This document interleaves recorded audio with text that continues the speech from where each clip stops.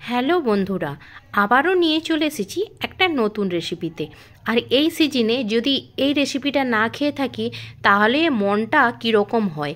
এই শীতকালে শেষের সিজনে যদি ভেজিটেবল বাড়িতে বানিয়ে যদি না খাই তাহলে আর কি হলো। তাই আজকে বানিয়ে ফেলবো বাড়িতেই ভেজিটেবল চপ।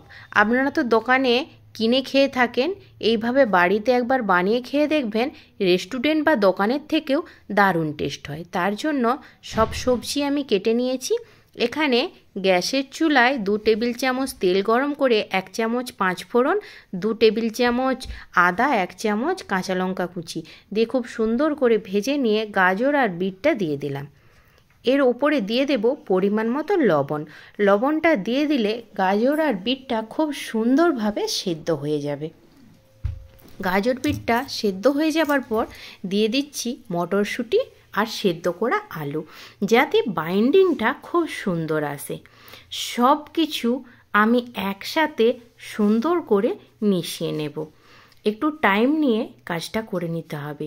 আর এই কাজটা করার সময় আপনারা চেষ্টা করবেন গ্যাসের আঁচটা মিডিয়াম টু লো ফ্লেমে রাখার। সব কিছু মেশানোর পরে দিয়ে দিচ্ছি ভেজে রাখা চীনাবাদাম আর কিছুটা ধনেপাতা কুচি, তাতে এর স্বাদ আরও সুন্দর আসে। আর কিছুটা দিয়ে দিচ্ছি চিনি, যার জন্য ভেজিটেবল চপের স্বাদ দারুণ হয়ে থাকবে, মিষ্টি ঝাল সব রকম।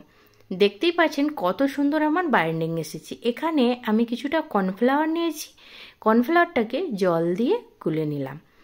এবার সেই যে চপটা আলুটা বানিয়ে রেখেছিলাম সেই চপের আলুটা এবার ভেজিটেবলের একটা শেপ দিয়ে নেব।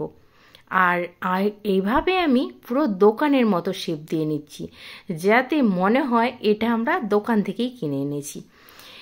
প্রত্যেকটা চপ কিন্তু আমি এইভাবেই লম্বা আকারে করে নিচ্ছি। আপনারা চাইলে আপনাদের মনের মতন চপের স্টাইলটা বানিয়ে নিতে পারেন। প্রায় সব চপগুলো আমি এইভাবেই বানিয়ে নিচ্ছি।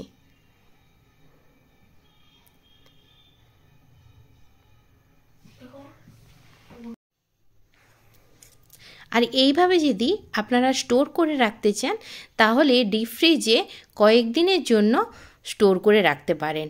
যখনই সময় হবে চায়ের সাথে স্ন্যাক্স খেতে তখন বের করে একটু ভেজে নিলেই তৈরি হয়ে যাবে দোকানের মতো ভেজিটেবল চপ। প্রায় সমস্তটাই আমার তৈরি করা হয়ে গেছে।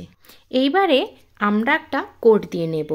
সেই কর্নফ্লাওয়ার ভেজা জলে প্রথমে চপগুলো ডুবিয়ে এখানে আমি বিস্কুটের গুঁড়োতে কোট করে নিচ্ছি। আর এই জিনিসটা আমি 2 বার করে নেব।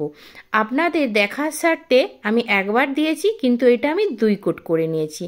এবার বেশি করে তেল গরম করে আমি সেই চপগুলো ভাজতে দিলাম। দেখুন কত সুন্দর কালার এসেছে, আর দেখতে মনেই হচ্ছে না এটা বাড়িতে তৈরি হয়েছে। এটা শুধু টমেটো সস দিয়ে খেতে এত সুন্দর লাগে যে আপনারা বাড়িতে একবার বানালে কোনোদিন বাজার থেকে কিনে এনে খাবেন না। ভালো লাগে থাকলে অবশ্যই